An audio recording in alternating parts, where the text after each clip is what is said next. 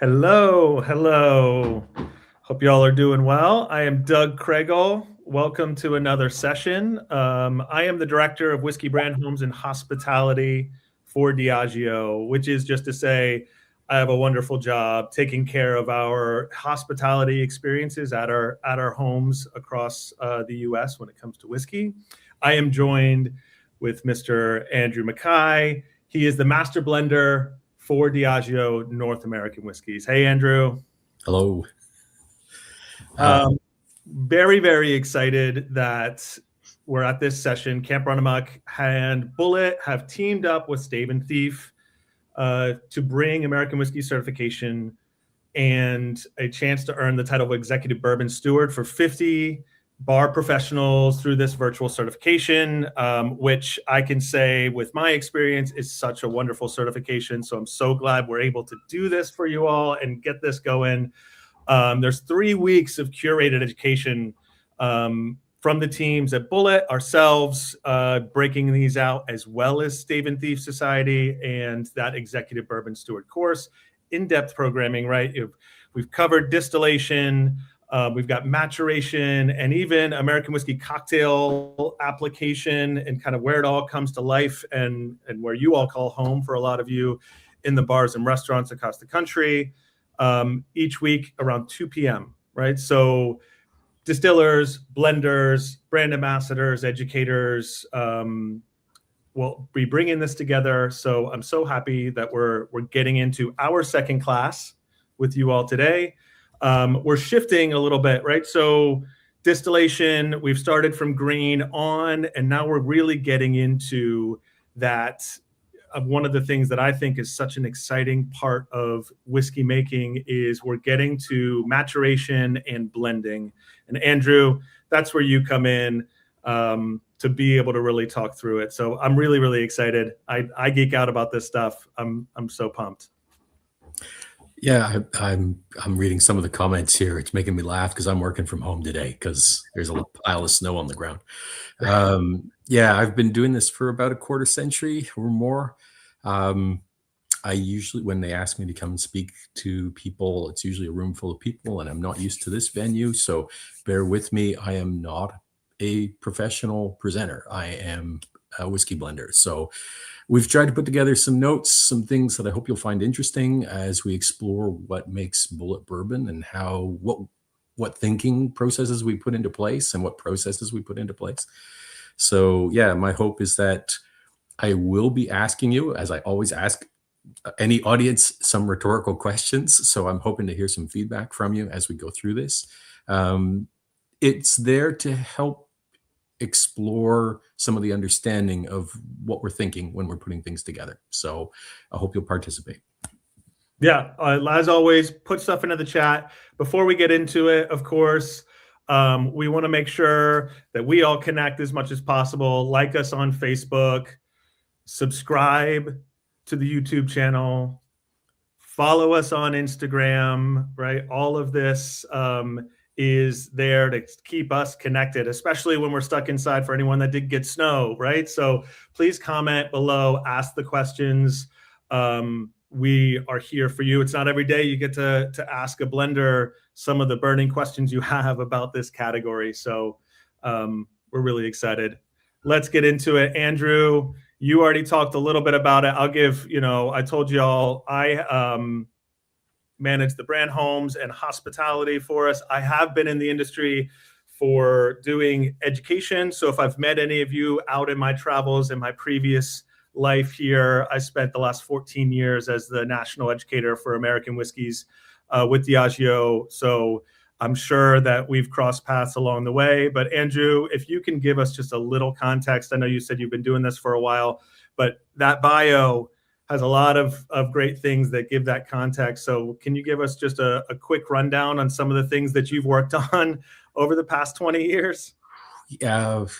I mean, I started back in Seagram's up in Montreal back in the 90s. I was hired into the blending lab in the late 90s after working in the chemistry in the micro lab and in the pilot lab as well, where we ran if you ever get a chance to work with chemists, please try to get to work with chemists. They're a fine bunch.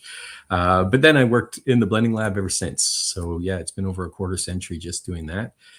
In that time, I've got to work with Crown Royal, Seven Crown, Bulleit, Harper, the Tullahoma Goods, I've had a lot of opportunities to work with innovations, to create new things, and I have had a chance to watch brands grow, which is a unique and interesting thing to do from its inception, from distillation, the design of the distillation, right through to the maturing, then onwards from there. So it's an interesting perspective, and I'm hoping to share some of it with you. Well, with that, let's get to it. Yes, the chicken and egg. So we'll start with the legal framework. I know it sounds dull, but we asked this question of what defines a spirit, or if you were, say, owning your own company that made a spirit, what would define that spirit? And these were some of the answers we got. We got authenticity, we got stories and labels, we got bottle designs, we've got sensory, and all of those are true. But here's my first rhetorical question of the day, down at the bottom there. In 1909, who was the president of the United States? So I'm sort of wildly hoping that you guys are busily Googling this, because I can't see you not doing that. I can tell you already, there's already one person in the comments that has thrown it out there, although questioning themselves, but it was pretty immediate. See, there you go. Nicely done. Well done. Taft, why is it even relevant, right? Why does it matter? The reason was that when Taft first started putting together, he was the first president who actually codified the legal framework of whiskey blending. So back when he started, I think he's the only U.S. president that then went on to serve as a Supreme Court justice, I believe. So yeah, he was an interesting fella. And what he did was he wrote to everybody, all the producers around the United States, asking how they made the liquids that they made. And then he pigeonholed them all and said, this is a bourbon and this is this. And this gave us the structural framework in the US. And it still exists today. You can find it in the law. It's embedded in there. My point is, this is the legal framework. But that leads us to the next slide. What happened? Well, it's the chicken and egg argument, right? We were making liquid and the liquid tasted a certain way. But then the law came in and said, you must do it this way in order to fit into that particular category. And so now, most importantly, it's showing that these classifications created certain kinds of spirits, and those spirits were made in a very particular way, governed by the law. And just for the record, nobody liked it. When they put these out, nobody was really happy with it, but everybody agreed to abide by it. And ever since then, we've been making, say, bourbon the same way. Most importantly, if you guys had to figure, you guys have done the course enough times, right? You know what a bourbon, what defines it, that 51% corn, entry into the barrel below 125 proof, bottled at a minimum of 80 proof, distilled no higher than 160. But we get to our second rhetorical question. How long does the bourbon liquid, to be a bourbon, how long does it have to be in a new barrel?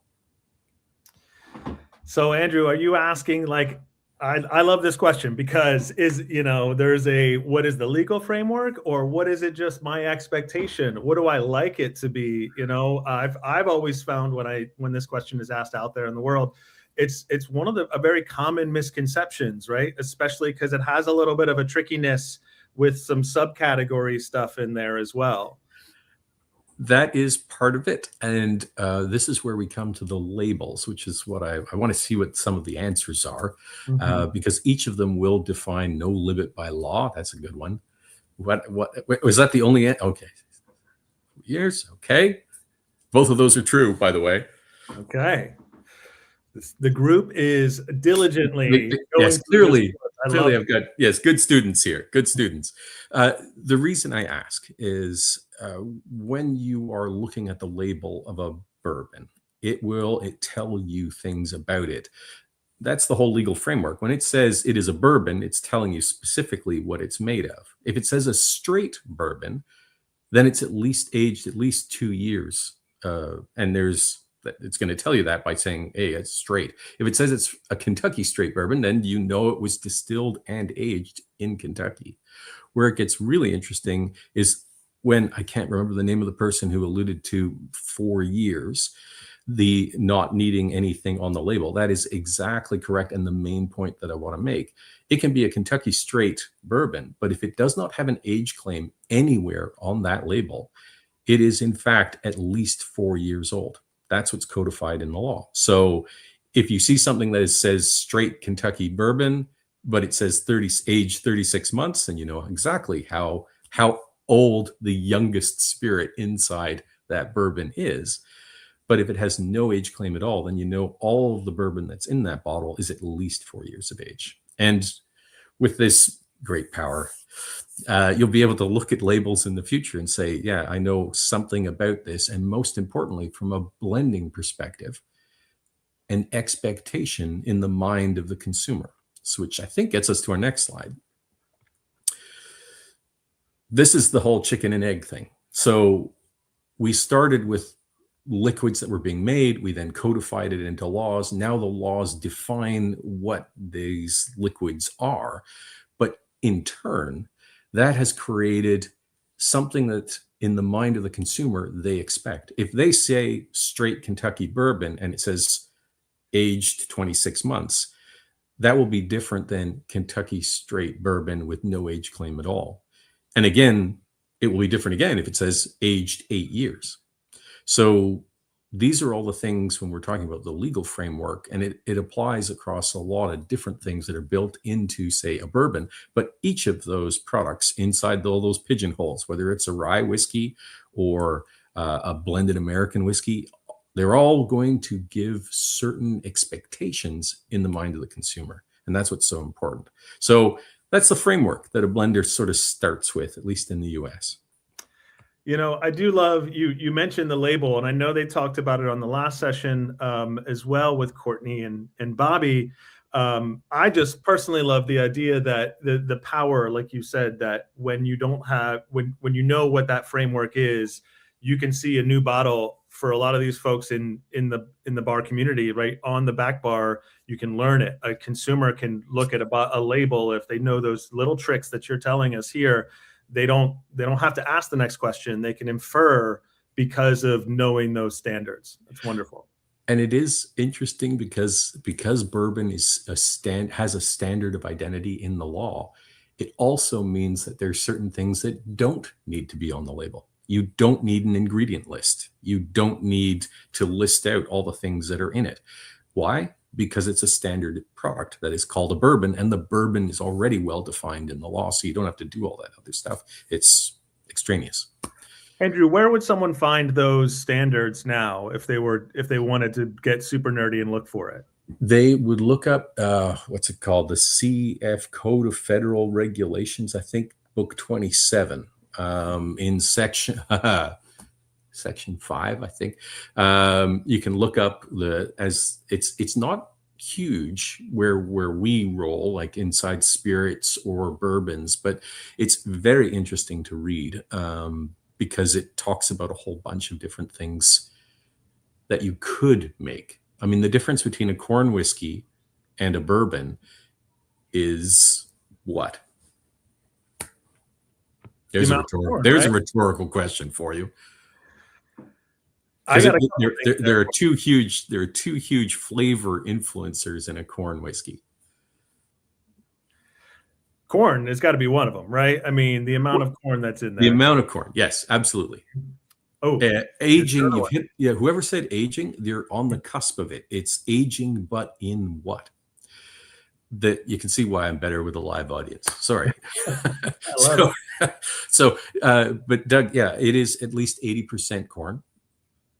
That's right. Yeah, and they have that's right, at least 80% corn, which is only 51 for bourbon, 80% for a corn whiskey, but also very importantly, the maturation, haha, you're not wrong. The maturation can happen in a new barrel. Then it would be technically a bourbon. So it can go into a used barrel, or it can be not aged at all, and it's still a corn whiskey. So yeah, it's a very interesting thing. Anyways, yet another pigeonhole. I apologize. I went down a rabbit hole. No, I think it's great. That's what everybody's here for. The role of the master blender. This was going to be one of our other rhetorical questions, but the answer everyone always gives is consistency, and that's always right. Our goal over time is to keep things consistent. So how? So this is we thought this was a better rhetorical question. How does one in the business of making whiskey, how do you create consistency? This question, I think, from the bar community, right? This is what they do every day, right? Consistency is a cornerstone in the product that people expect, right? When they're coming to the bar. And so I'm sure that I love this balance between blending and what the folks behind the bar are doing every single day. Some good answers, that's for sure. I'm not looking. I'm waiting for you guys to throw me what would be the by blending. Blending is one aspect of it. Yes. Age and barrel specs. Yep. So we got two: blending, age and barrel. Yeah. Your age in particular, but also the barrels. They're also very important. Blending again. Got a lot of blending. Love. I see one that says love in there, which I wholeheartedly appreciate for sure. Believe it or not, we throw that one up to passion, right? Because that's one thing I find fascinating about this industry. Vatting can be done, yes, not maybe the way we define it, but I understand where you're going with that. But that sampling, that's an excellent one.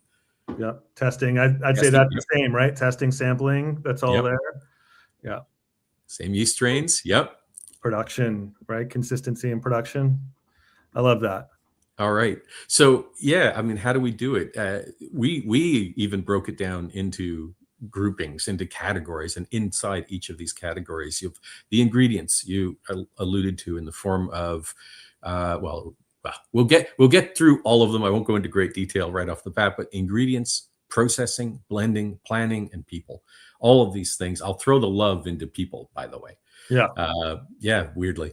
All right. So the ingredients. So when we are creating flavors, and this is the section where I talk a bit more about blending, about creating various flavors, the site is actually one of the things that is the most fundamental flavor influencers on our products.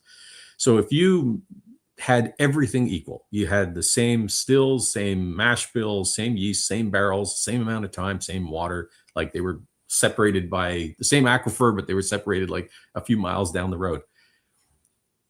The thumbprint, the character of each distillery is slightly different. And so whenever we code, I'm not going to get into coding, but when we talk about coding, how we code our liquids, the first thing we talk about is what site it is from. So that's the first one. The still configuration that you'll find within this. Now, we were talking specifically about bourbon, but you can make bourbon in a variety of different ways. In theory, you could do it on a pot still. You could do it on a column still. You could do it on a column still followed by a doubler. And I believe Courtney would have talked to you if you were in the same course that Courtney King was giving last week. She would have brought you through all of the methodologies that they use from a distilling point of view. The distilling, how the distillation is set up, that configuration greatly influences what you're separating out, what you're concentrating. So the mash bills, obviously, if you used wheat as opposed to rye, you're going to get a different flavor. The yeasts will impart certain things, and I don't want to go too deep in there, but you could talk for a long time about yeasts. Barrels. Now, in the United States for bourbon, which is more or less what we're talking about, they're brand new oak barrels. So there isn't a lot of variation there, but there is still things that you can do inside the barrel. Just for that, you can have different charring levels. You can have different toasting levels, depending on how you want to influence the flavor. Time is obviously the next one that goes with it. water, which is spoken about but not spoken about, and how you deal with it, both in your processing systems and then how you dilute the down to 125 proof for the barrel fill. And then we talk a little bit about the environment because, well, your ullage. Who knows? Oh, here's a rhetorical question that I didn't even think of before. I used the word ullage. So if all of you could quickly Google the word ullage, just so that you know what I'm talking about. It is, sorry, it will be the loss over time from the tank that you had when it was put into the barrels. And then when you empty those barrels many years later into a tank, the total loss of alcohol between when it was filled and when it was emptied. So that will include mostly evaporation, but also spillage, soakage. The barrel will actually soak up about a centimeter's worth of depth into each stave. And so when you empty it, that liquid is still in the staves. So yeah, let's see, spillage, soakage, evaporative losses. Those are the big guys. So what influences that? Your environment. Evaporation. Yep. That would be one of the big guys. That's probably the biggest. We could talk, the angel share is how everybody describes it, although everybody and their uncle tries to get it so that it is not lost. Am I permitted a rabbit hole, or is that verboten? Okay. This is your class, Andrew. You're permitted. Yeah. Okay. So if you were trying to reduce your losses and you knew ethanol was escaping your barrel, what would you do? I'll ask Doug, what would you do with ethanol vapors in your warehouse? What would you do to try to mitigate it, like to stop it? I mean, I would think that it would be like humidity control, something like that, the air around the barrels. Yes, there's a whole pile of things that were done. There were 2 experiments that I remember, and the most entertaining was, as I said, the chemists are a fun bunch.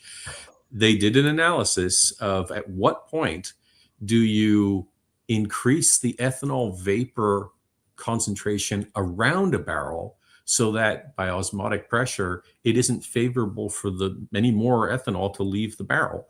And the answer was just below the explosive air limit, to which, this is why I love chemists, at the end of their report, they suggested, how do they put it? We suggest strongly that you do not try this. That was my thought. I mean, yeah. You want to reduce risk of explosions. Yes, at all times. Safety first. We love our people. Jobs want to do that. Yeah. Would that also include new employees spilling? Yes. Spillage is definitely something that happens, and it's not necessarily new employees that do it. When you're filling a barrel, there are machines that do it, but sometimes they don't always fall right in through the bunghole and into the barrel. So you can splash. Sometimes you will get a barrel that is not good, that we refer to it as a bird cage, that you put the liquid in and then the liquid ends up on the floor, which is bad for more than one reason. So yeah, there's a lot of things like that can happen. That also sounds like a question from someone that manages people, considering it was referential to new employees. Yes, indeed. All right. These are the ingredients. So processing. Now, somebody smarter and more clever than I talked to you about cooking and fermentation and distillation last week. But those points, and I'm sure that Courtney did talk about the quality of each of these things and where quality can go off and where bacteria can appear and throw off all of your good work to try to keep things consistent and good. The thing we have to remember with processing is these are biological systems full of living things. So in the grains, you're cooking it to try to kill some of that. Your fermentation, you're definitely trying to set it up so it's acidic, so that your yeasts do well, but your bacteria do not. And then in the distillation, there's the trouble there from a flavor point of view. It's not really a trouble. Like you're in theory, you're just separating one thing from the other, and ethanol comes over and the flavor comes over with it. But another rhetorical question, and I apologize, Doug, I'm going to ask you, but I will happily take answers from the crowd. Why in the law does it say that the the strength, the proof at which a bourbon has to come off a still has to be below 160 proof. Why does it say that?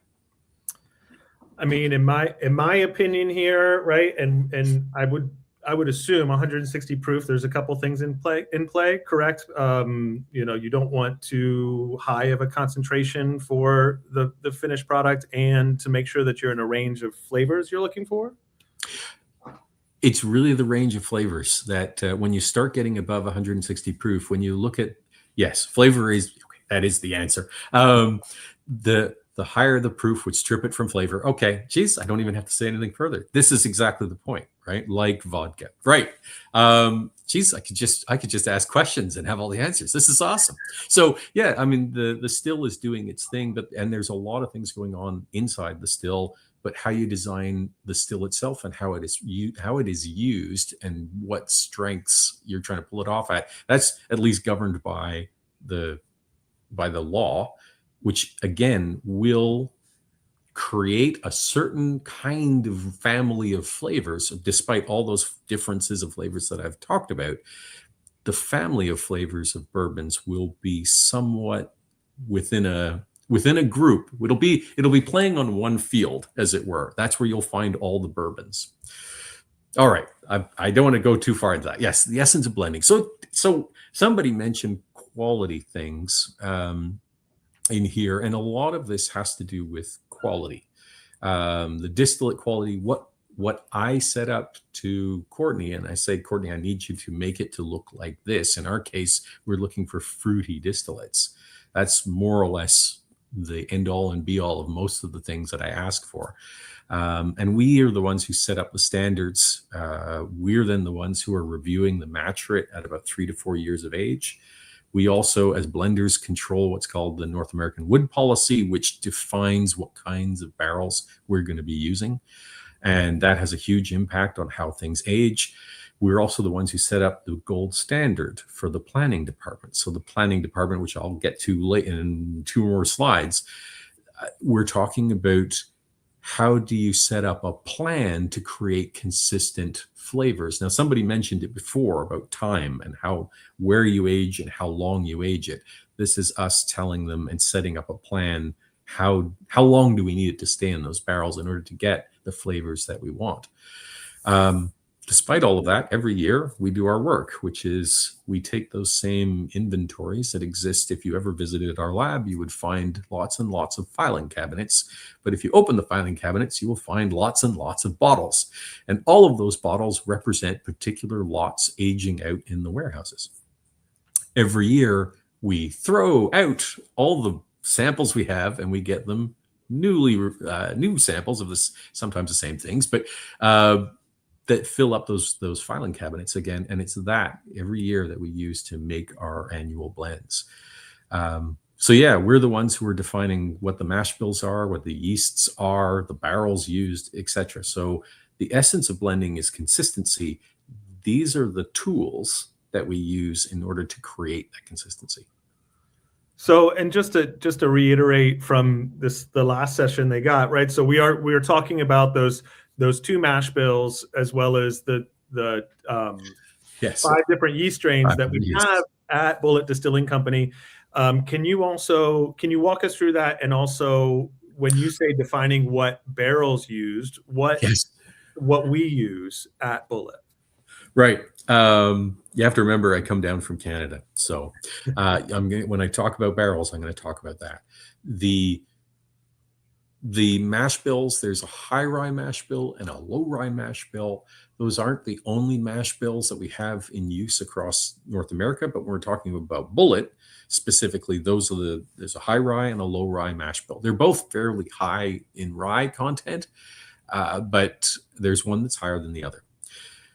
With each of those, we try to use 5 different yeasts, and each specific yeast is designed to create a specific kind of flavor at its maturing side.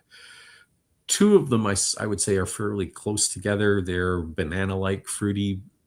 One is a little bit more a little different from that, but they both have what I would call a leathery phenolic kind of flavor that goes with it. There's one that's just like juicy fruit bubble gum. And then there are I'm going to say the workhorses, the ones that make up the bulk of our yeasts, that are a creamy, fruity balance. And those ones, it's at the distillate end, it can be hard to tell them apart, but at the maturate end, they tend to bifurcate a little bit. One is has a distinctive kind of fruity and creamy, and the other one is a little bit more on the fruity side. That would be the essence. So when we talk, those are the specific things that we're looking at. But if I were to say, oh yeah, it's just the mash bill and just the yeast, it isn't. It's everything leading up to that includes all of the heart. Anyways, I'm getting ahead of myself. But yes, planning. Here is, I tried to figure out a way to ask you guys a question, but instead I'm going to ask you for an opinion. How old is the liquid that goes into the Bulleit 10-year-old, at least? That should be fairly obvious, I would hope. Label reading 101 there, yes, right? Exactly. You would think. So I'm going to assume everyone's going to get that correct and say 10 years. All right. There you go. Boom, boom. Excellent. There's a quirk to that answer, by the way. If you've ever done planning, you'd actually plan for an 11-year-old. You'd say, why would you plan for an 11-year-old to get a 10-year-old? And the answer is, well, hopefully just 10 years. That's a great one. If you go for an 11-year-old and you're trying to, you need at least a 10-year-old, imagine you were January 1st and you wanted the next year's formula to be made, and it was exactly 10 years old. How would you blend the 10-year-old? You'd have only, at this point, we'd have 26 days of production that was 10 years old, 10 years ago. So that's why you plan for an 11-year-old, because then the entire year, so you can use everything that was produced in that 10th year. You're bringing math in. I hate to do this to you, but I want to have your head sort of just expand a tiny little bit, because as the people at the front lines interacting with at the sales point, at the point of sale, the 10-year-old, it's 10 years old. How much did we make? Okay, we made X. How did we know how much we needed to make given the amount of ullage, right? All that losses that we were going to have. We made more than what we thought we were going to make. So we go back 10 years, we made more so that we would have losses and then have enough to make the number of cases that we have 10 years hence. So here's the bit that always throws me for a loop. How did you pick that number 10 years from now? Because that's what we're making right now. How did you do it? Welcome to planning. It's an interesting crystal ball exercise of looking at the past to forecast the future. Like what happened this year and last year and the year before that and the year before that, and where do you think it's going to go in 10 years? Are people still going to be drinking as many old fashions? This is the question, right?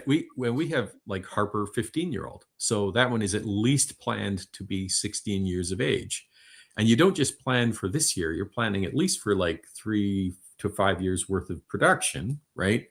So our planning models go out about 20 to 35 years, depending.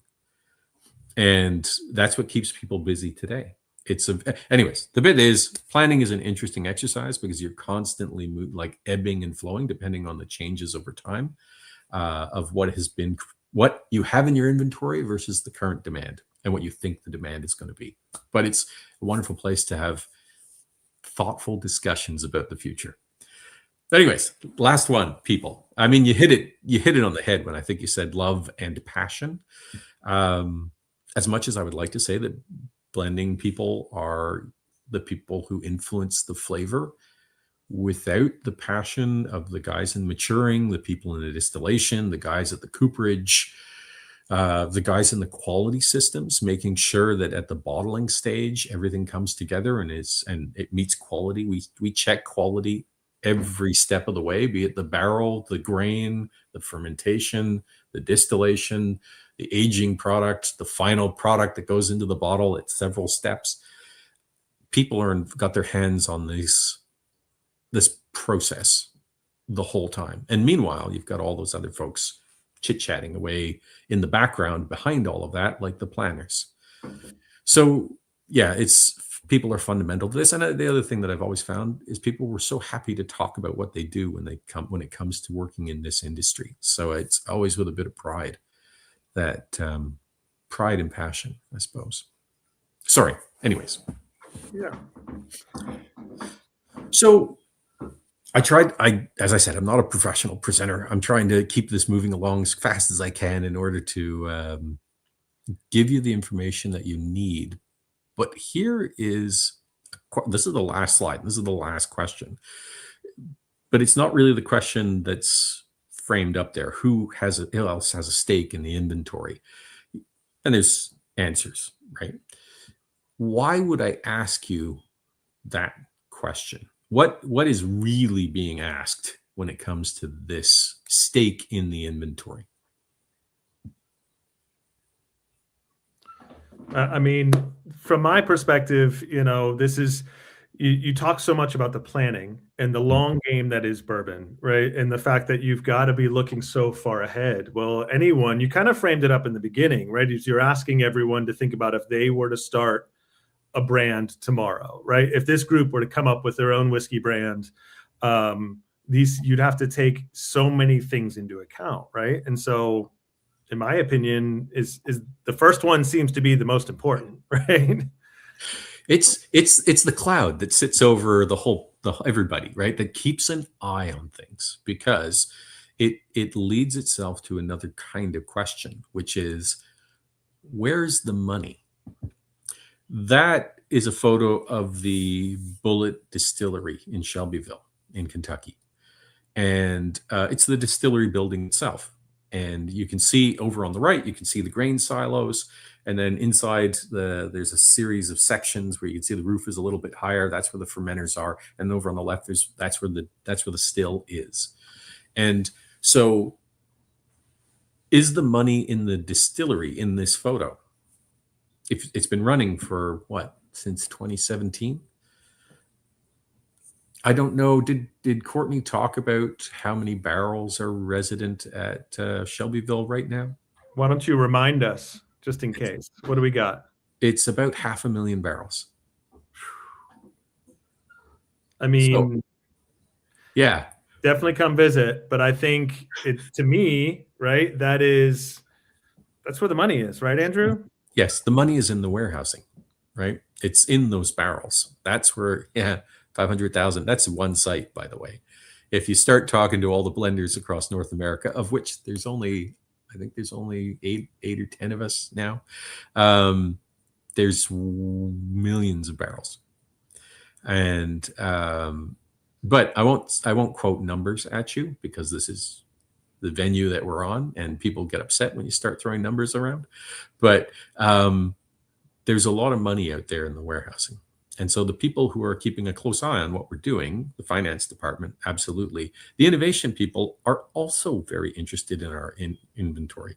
We talk about the mash bills, say for Bulleit, where we talk about high rye and low rye mash bills and all the yeasts and so on and so forth. But innovation has been around for longer than the distillery has been around. So ideas, different things that we've tried, they're also out there in the warehouse, and innovation is keeping an eye on them. That doesn't exclude different ways of doing things. It doesn't just have to be the mash bill. You can play around, all those things that influence flavor, you can play around with all of them, and they can still be legally bourbon. So how do you play around in those avenues? So innovation is there. Procurement, that's our world of the people who actually do all the buying and selling on behalf of the company. So they're the ones procuring the barrels, procuring the grain, they are very interested in what is going on out there in the warehouse, but they're also very interested in making sure at the front end, those costs don't go skyrocketing out of control. I don't know if Courtney talked about energy, but energy is all through this system, right? Water and energy is being used and put to different purposes throughout. We try our best to try to reduce our costs. We try to, be as green as we possibly can while we're doing all of this stuff. But it is something else that we're thinking about, that procurement is responsible for. Let's put it that way. I've tried to be fast in order to give you guys a chance to ask questions. I don't know if there have been a lot of questions. I have not looked at any comments while I've monologued. But yes, I hope this has made you think about how to create flavor, the legal structure of it, where it comes from, how we categorize the process of making flavors, and then who is actually interested in all of that stuff besides blending. Well, and Andrew, you bring up a good point at this end here of the stake and inventory, and you mention everything from energy to the production process, and this has to be something that's in your mind from a blending perspective. But when we see something like Bulleit bourbon on the shelf, the price in which that is the suggested retail price, right? The price of that bourbon, there are so many things and so many factors that go into it. How do you figure that out when you're blending it? Like you say, the money's in the barrels. Where does that kind of start for you when you're putting it together? And maybe that's a complicated question, but that's what I do.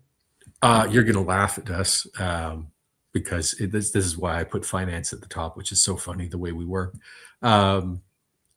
The fella who is actually responsible to put together the spreadsheet that we use for next year's blends, I was speaking to him today, and he's promising that he's going to send me this file sometime very soon. With that file, I will then look at what are we using currently, what's available to be used according to the planning sheets of what our formulas are and how we want to use that inventory, putting it into the costing spreadsheet to make a guess before we've touched any blending whatsoever, handing it over to, this is the funny part, handing it back to finance, who will then set up how much it's going to cost next year before we've even begun the actually liquid blend. So then when we get over the next several months to the point where we then launch those blends for the year that will last for an entire year, is there an actual cost per barrel? Yes, there is. I got to answer that question because there's a whole bunch of questions in that question. But yes, when we get there, then we will spend the entire fiscal year arguing about why we didn't meet the price that we said we would meet 6 months before we actually made any blends. So yes, wildly entertaining stuff. Is there an actual dollar cost per barrel? Yes. And the procurement guys are on that to a great degree. It has changed over the years. And my father used to work in the planning department for Seagram's. And one of the most interesting things about barrels, particularly on the Canadian side, the US side, it's one thing. New barrels defined by law. In Canada, you can have used barrels. So there's a whole market for used barrels. By the way, I'm not trying to be evasive here. The actual cost per barrel is company stuff. So I can't tell you specifically what it is.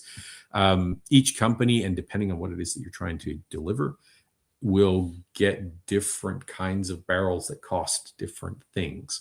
I can say that there are some small producers of barrels around, and then there are some very large producers. We tend to use the ones that are very large scale barrel producers, and they're not hard to find. If you look up cooperages, you'll find them pretty quickly. And I have never looked up the price of a barrel. Thankfully, I've only ever had to listen to procurement talk to me about it. So we do have a few questions that I'll kind of bring up for you, Andrew. One of them, I love this. When you're tasting through the barrels for a blend, what specific notes are you looking for? Right? Oh, that is excellent question. That corn sweetness, Bulleit rye, spicy kind of note. For me, what I'm looking for usually is a balance of the fruity note I talked about. When I say fruity, forgive me, this is not my strength. I'm going to say you could say pineapple, bananas, a little bit of apple, but I've seen like lychee fruits in there. But I would say those ones would be inside our fruity box. The one thing that we wouldn't have is citrus fruits. Citrus fruits are considered an anomaly. It wouldn't get a good rating. It would get an off rating. Right? I know it still smells nice, but it's not what we're looking for. So what do I look for? I look for that fruity note first. Depending on how old it is, whatever blend we're talking about. If we're talking about Bulleit bourbon, I'm looking for a vanillin influence from the maturation of the barrel for the age that it is, right? And so that's what I'm looking for at that age. If you move to Bulleit 10, that vanillin influence is a little bit richer. If you go to Harper 15, there you're going to get things like it's a very strong, sweet smelling on nose. But the thing there is, and this is really interesting if you have a chance to look at samples of bourbon that are clearly at least 4 years old, like 8 or 10 years old, and then 15 or older, if you smell them, you're going to get a very different, even if it's all from the same site, you'll get very different impacts in this. It's the whole point of aging. But when you get to the very old one, the interesting thing is when you taste it. Because one of the things that you got to try to balance is that puckering sensation. If you've ever had this, I'm hoping you guys have had this sensation. Have you ever heard of a trigeminal nerve? I have, right? Yeah. Yeah. I mean, for those of you who are looking at me, and I can't see you, but are looking at me crazily, the trigeminal nerve is the one where you've taken like one of those super sour candies, put it in your mouth, and suddenly you felt like a shooting tightening, or not pain exactly, up behind your ear. That's a trigeminal nerve going off. What does that? Well, new barrels, by their very essence, do extract and have a lot of tannins in them. And so you burn off a surface, but there's still tannins in that wood, and the whiskey soaks into the wood and out of it. So those tannins, especially when it gets very old, it can be a bit of a puckering sensation when you taste them. When you smell them, they smell super rich vanillin. They should be sweet, but they don't necessarily taste like that. It's very interesting stuff. So that, yeah, when you're trying to create a blend, that's one of the things that you're trying to think about, finding ways to balance it out. And again, when I started in Canada, we were allowed to use used barrels. Now, used barrels from a nose perspective, it's a subdued flavor because you're not getting as much. But it also creates, I've always assumed when people use the term smooth whiskey, they're actually being influenced by the fact that there are used barrels in it. Now, bourbon will always be different by law. Again, back to the discussion about what makes a whiskey, a bourbon whiskey. A new barrel does. So yeah, it's interesting stuff. Sorry, I hope I didn't go too long there. No, Andrew, I've seen so many comments saying that they love rabbit holes within this group. So I think that's perfect. The next question that I have up in the chat here that I wanted to ask you was, when you're blending, are you trying to make the product for this year taste like the same product from last year, right? So it's like the benchmarking. What do you do in order to get there when it comes to that consistency? Earlier on, somebody mentioned I think it was like liquid standards. I think somebody made a comment about standards or something like that, like quality. And this would be one of the bastions of it. How do we work? We work with sensory comparisons. If I were to simply say, this sample by itself, does it smell like bourbon or like Bulleit bourbon to me? And I would go, oh, because I am the master blender, yes. Okay, I might get close. But if I have a standard, a liquid standard that represents the brand right next to me, and I pour both of them together, and then I do a test. We do what's called a 5-way test. It's an old Seagram's thing, which is a repeated paired comparison test, where basically one against the other, where you don't know which one is which. You spin them around and you go, okay, can I pick the same one 5 times in a row? And if I can, then I know that they are different with some semblance of certainty. More importantly, it uses very little liquid, and it also gives me a direction on why I think, if I can pick it 5 times in a row, I have an idea why I think it was different every time. And if I said different things every time, then it's not really different. But if I said, oh, this smells like a thin woody or pencil shavings or something like that, then I would sit there and go like, yep, I saw that, I saw that, I saw that, I saw that. That's different from what I want. But to your point, that standard, that liquid standard, is the thing that assists us in keeping consistency. Now, consistency is a bandwidth, right? We try to get that bandwidth nice and tight. The logic is, if the blenders can't tell the difference, our assumption is that no more than 3% of the population can either. That's like decades old statistics, but that's what was quoted to me. It's fascinating. It's fascinating. So you said that just kind of reiterating on that, you said you flip those filing cabinets you mentioned of all those samples of all those bottles of whiskey, which made my ears perk up, right? You flip those every year, but you're talking about a benchmark. So do you hold on to is there some brand the benchmark gets renewed every year? So we have to not only benchmark our newly produced formula against the last year's benchmark, but once that is done, when the new actual liquid is made on the bottling line, it's submitted as a standard, and we compare it against last year's standard. If it is not sufficiently close, then we will wait for the next run until we get to one where like, yep, we see these as identical, and then the old one goes out, because the old one becomes, our in-house term is glassy, which means it gets a sort of syrupy sweetness. If you look at standards, and we have to keep our full blend standards for 10 years, right? So when you look at some that are 10 years old, and you look at the ones today, they're pretty easy to tell apart, simply because you can see that they're very close, but you can see one of them has this sort of syrupy sweetness to it, that on nose, that you can see pretty easily. And that happens it can happen as young as 9 months, but usually it takes longer than that. I see. Okay. Well, and I've got a follow-up question from the last question too. Does yeast, since it's a living thing, and I'll elaborate to also say, I mean, barrels, the wood itself, all these living things that we're dealing with in bourbon production, do they change over time to produce different flavor profiles? Thank you, Doug, for making that even more complicated. I'm going to start with the yeast. The yeast is, and this is where I'm lucky, I started in the micro lab when I was very young.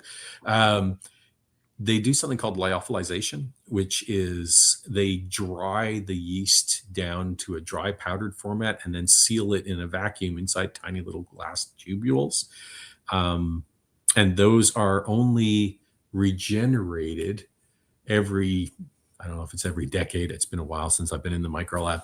But yeah, those ones are stored in special containers for a length of time before they are then regenerated in the next round, to avoid exactly what you're talking about, the genetic drift over time. We have done genetic studies on our yeasts, and from what we can see, they seem to be fairly stable. Even the live ones, like when we compared live yeast to live yeast to live yeast over the course of several years, we haven't seen huge drifts appear, but we do have a system to try to make sure that doesn't happen. I hope that answers your question. Doug's question, however, when he puts in barrels into this, I mean, yes, this is where I was, this was a south-facing hill in the hills of Dakota. No, that's not where we got it. That kind of stuff. Like, I would be hard-pressed, truly hard-pressed to tell you the influence of every single barrel. However, you can buy different kinds of staves, right, to make up your barrel, because there are some that are super tight, and each of those, that tight grain where you have like a bunch of years, very, very tight, you have a higher increase in, you're getting into barrel chemistry, but it's fascinating stuff. It is interesting. In fact, you could talk about barrels for days, because there's so much going on inside those. So how do you keep it relatively the same? The answer is you don't, but you usually give the wine guys the ones with the really tight grain. and the whiskey ones tend to be a little bit more open as a rule from what I've seen. Okay. Well, speaking of barrels, then are we, and bringing it back to blending, another question is, are we blending within a barrel or a separate container? Oh, wow. For the blending process, right? So you want to talk about, once you've come up with the blend, like where do you do it? I'm trying to remember where. I know that people have done this, and there's a pile of different ways of doing this. You could blend at the front end, right? You take your distillate and you make one, we'll call it distillate A and distillate B, and you have a barrel and you put 50% A and 50% B into that barrel, and then you let it age. You could do that. That is one way of doing things. Our company doesn't do that. We make an effort to try to create coding systems that basically say this is one thing, and then at the end it will look one way, and the other thing will be in another barrel and it will look a different way, and then we will try to combine these two to make the flavor that we want. Now, the beauty of our system is it allows for, from a blending point of view, a little bit of innovation. If we want, say, take the single barrel program, individual barrels that make up individual kinds of flavor or sensory impacts. That is you're going to have, one mash bill and one yeast type and a particular barrel for all that barrel is amongst all the other barrels. So it's one way to look at how you would create flavor. We try to do it on a lot code kind of way, where one lot is one fill of barrels, and then with that one yeast, one mash bill, one still, so on and so forth. So we are blending in, to answer your question, we're blending into tanks. We dump all those barrels into a tank, as opposed to dumping distillates into a tank and mixing them and then filling the barrels, if that makes sense to you. So would that mean, right, like just doing the math on Bulleit is with 2 mash bills, 5 yeast strains, that means that we have 10 maturates that you, just from a baseline, not talking about from different lots and different years, but there are 10 potential maturates that you're using and blending into these tanks, correct? It gets worse. If you also code for where you're getting it. Okay. Right? So for every site that you've ever pulled whiskey from, that is another flavor influence. Because of the footprint of the facility. Right. And then it gets even more entertaining, because then you sit there and you go, well, okay, and then it went into a new barrel, right? Now, if you're in Canada, it gets into a pile of different used barrels, right? Because the used barrels will be influenced by what kind of whiskey they last held. So if you had something that held a rye and you then filled it, the rye would influence what went into it. If you had a bourbon, the bourbon would influence what went into it. If you happen to have a multi-use barrel, then that will influence the liquid that goes into it.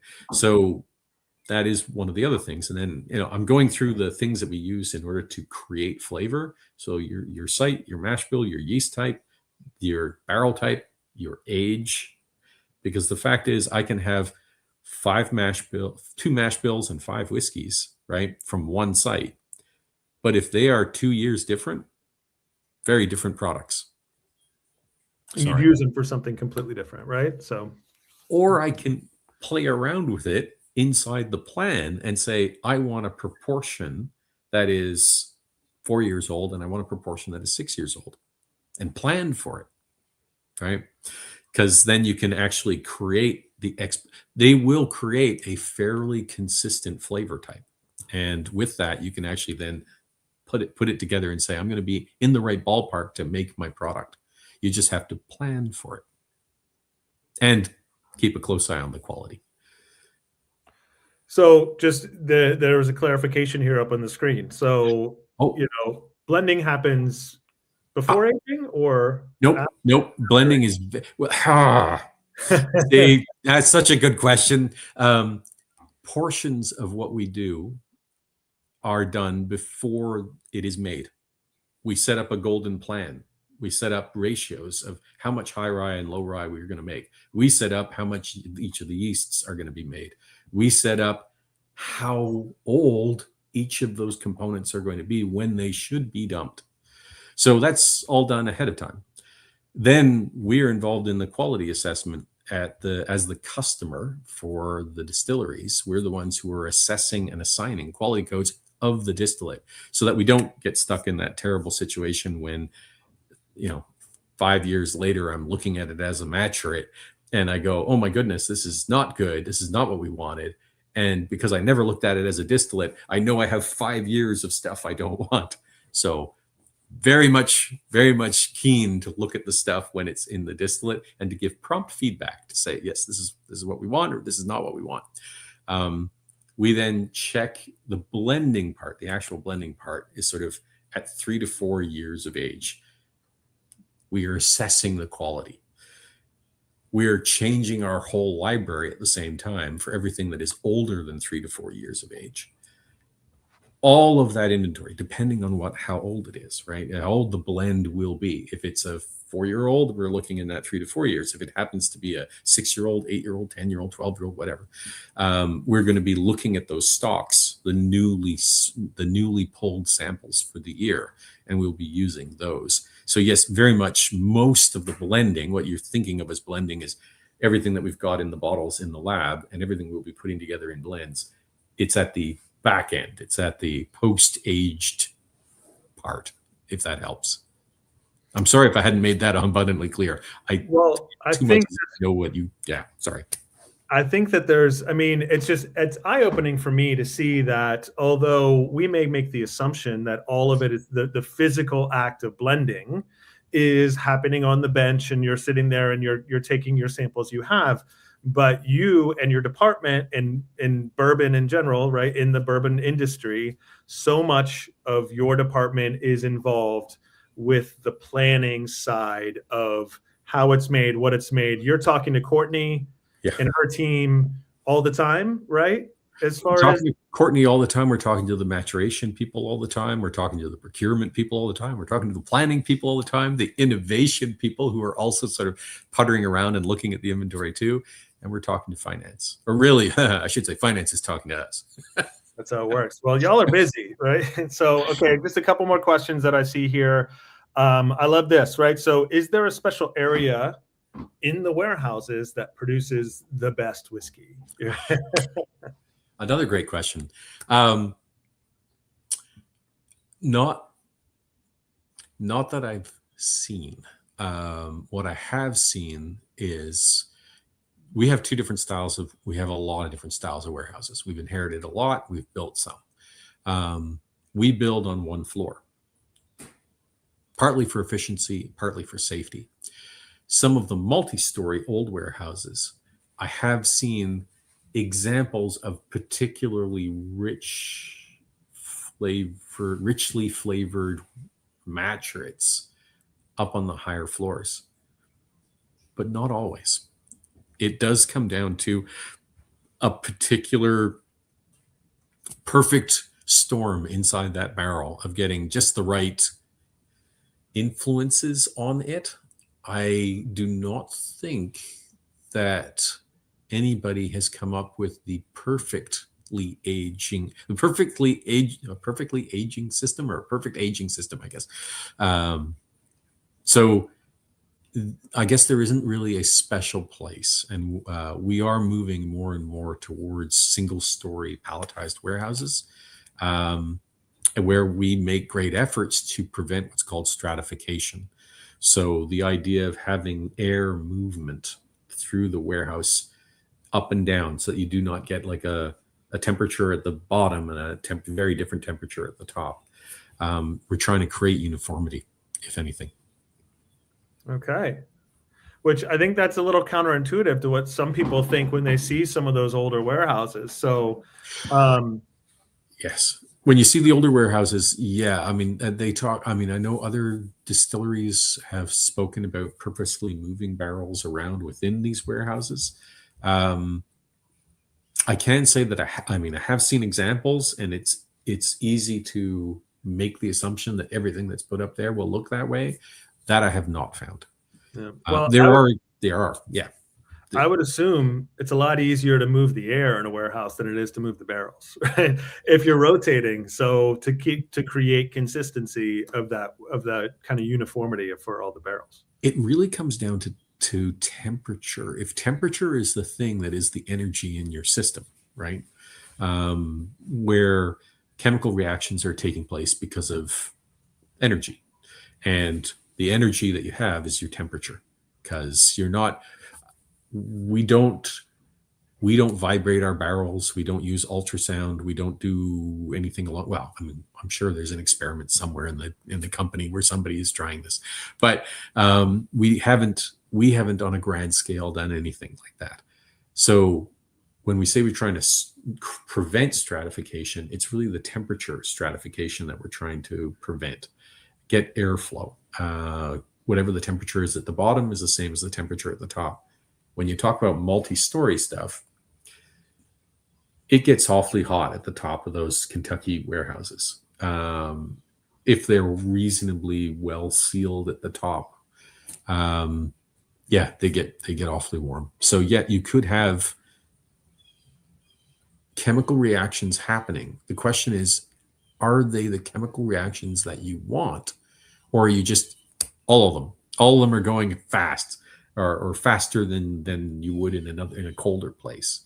They might give you what you want, but they might also just pull out a lot of like harsh woody notes, for all you know.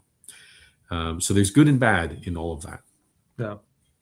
Okay, so what you talk about this within your job and everything that you're doing, like what is your favorite thing?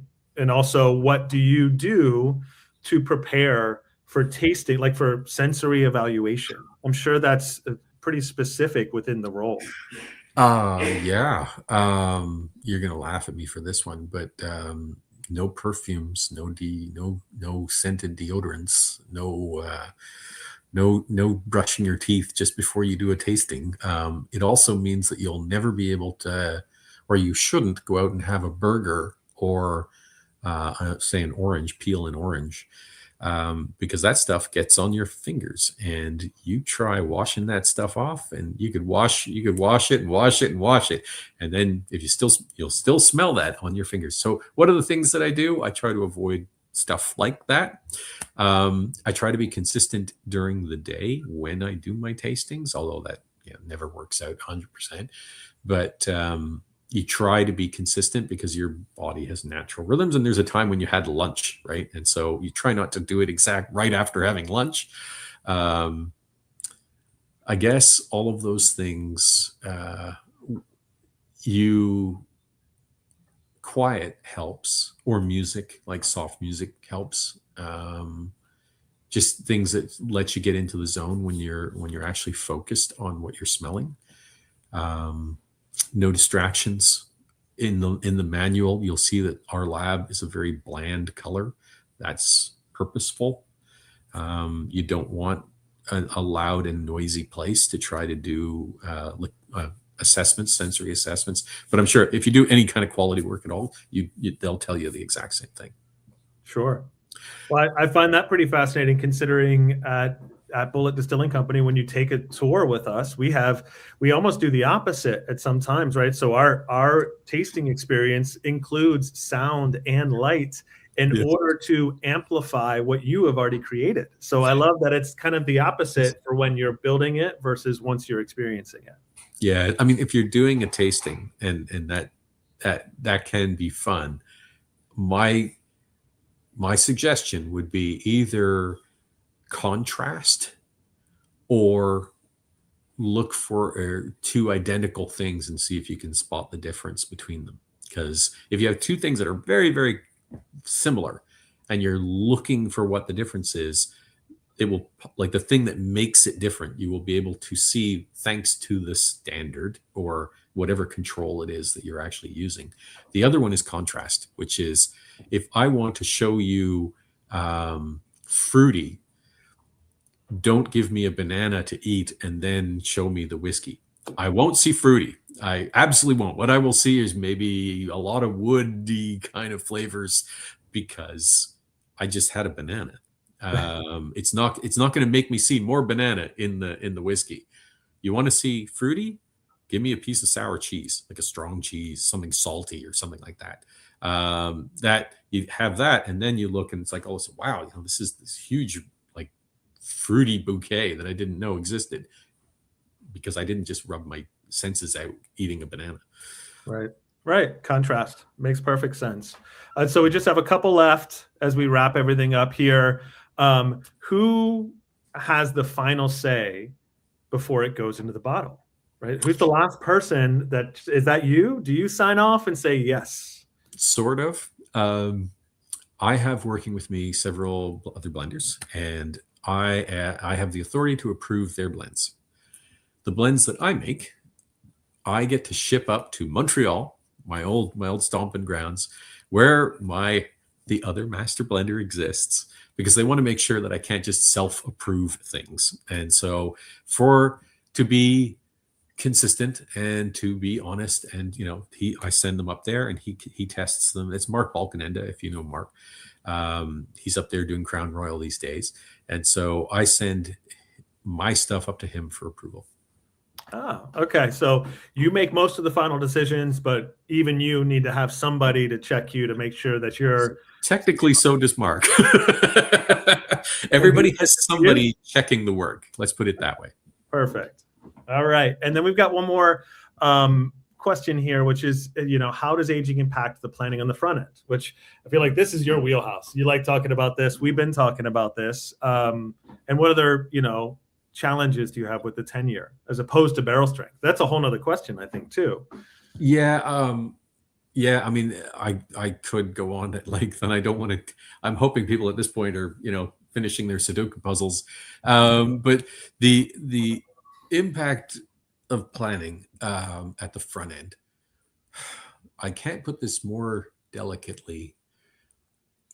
There are big levers in production, and forecasting your demand is one of those big levers.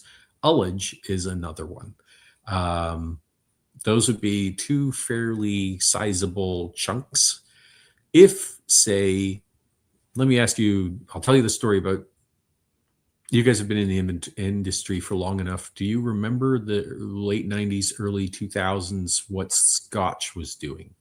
What was happening to the age of premium scotches in between 1990 something and 2005 or something? If anybody wants to write it down, but the answer is, it was suddenly you started to see,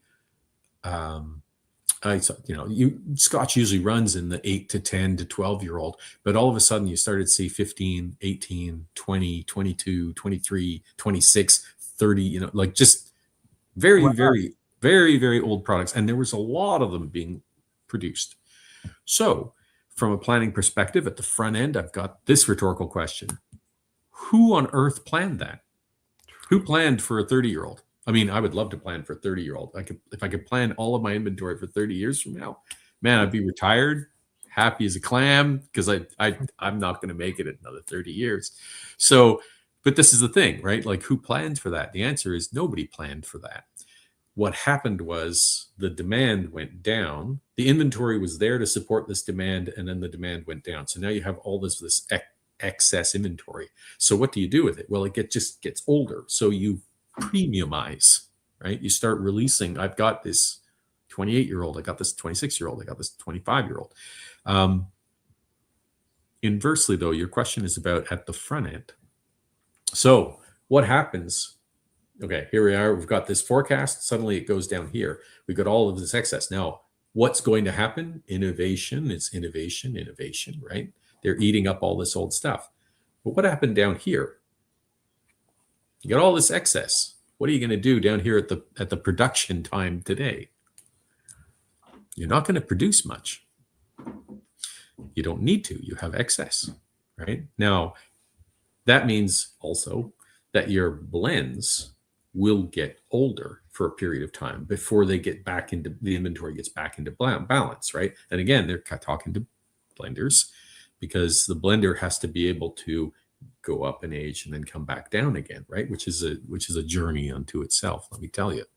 But this is the thing.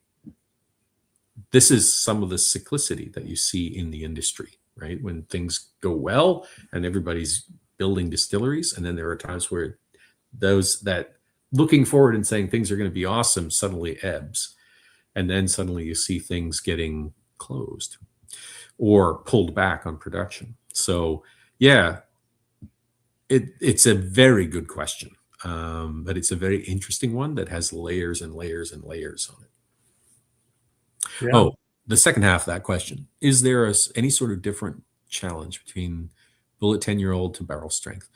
Not really. The Bulleit 10-year-old, it does in a very specific way. If you've ever had I've looked at stuff at the barrel strength. The barrel strength is around 20-ish% higher than normal bottling, right? It's running around 60% ABV. And then when you've diluted it down to regular bottling strength, which is going to be 40 to 45% ABV, right?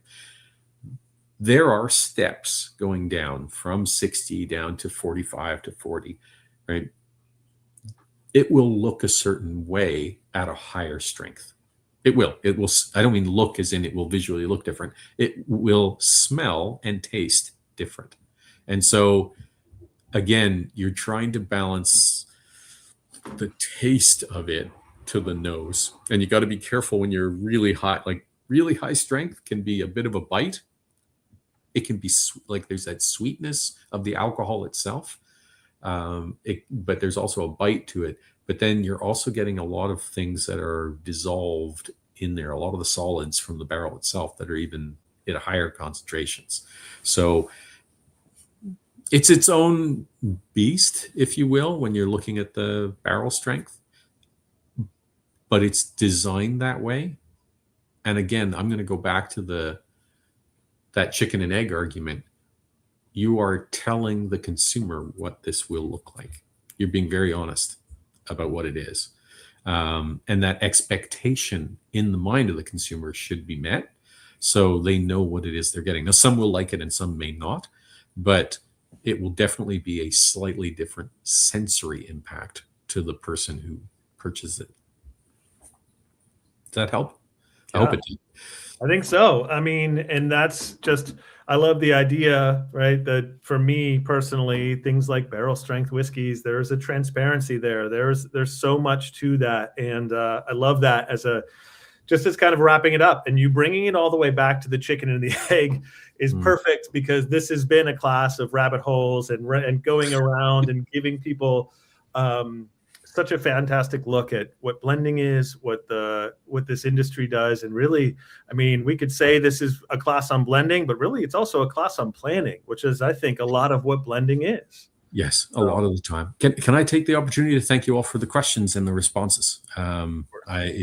It's that cross-pollination of things and when you ask questions and you hear a different answer, it's not just for your benefit, but for everybody's benefit. So I really do appreciate the back and forth, even though I can't see it. Well, the love is there. I can see it in the comments as well. Thank you, Andrew. As we wrap this up, thank you all so much for taking time. Hopefully, if you're staying warm. I saw a lot of comments about shoveling snow, which is what I'm going to do when we're done here.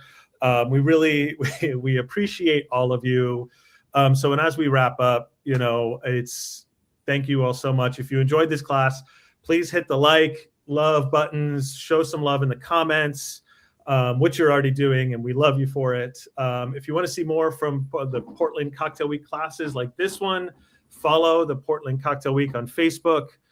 So you can follow it on Facebook or on YouTube. There's also Camp Run Amok and Luff Like Productions on Instagram. You can find out what's coming up next, because there's always something coming up next. There's so much in education and supporting the bar community. You can find more about Bulleit at Bulleit. It's just at Bulleit right there. And I'm on Instagram as well, whiskey_fresh. Yes, that's whiskey fresh for me. So if you'd like to, friend me on Instagram and all that stuff, follow there. We'll see you here next week with dear friends of mine, next Monday at 2 p.m. Eastern, right, with dear friends of mine, brand ambassadors Kyle McHugh and Leilani Howard. The guest bartender is actually someone who's been a part of the Bulleit family since the opening of Bulleit Distilling Company. That's Danny McCurry. We'll take you behind the bar, highlighting some of the history of whiskey cocktails, looking into the future, a little bit of that future planning. What can we anticipate? What's coming next? So thank you all so much for watching. Have a wonderful, wonderful day. Thanks.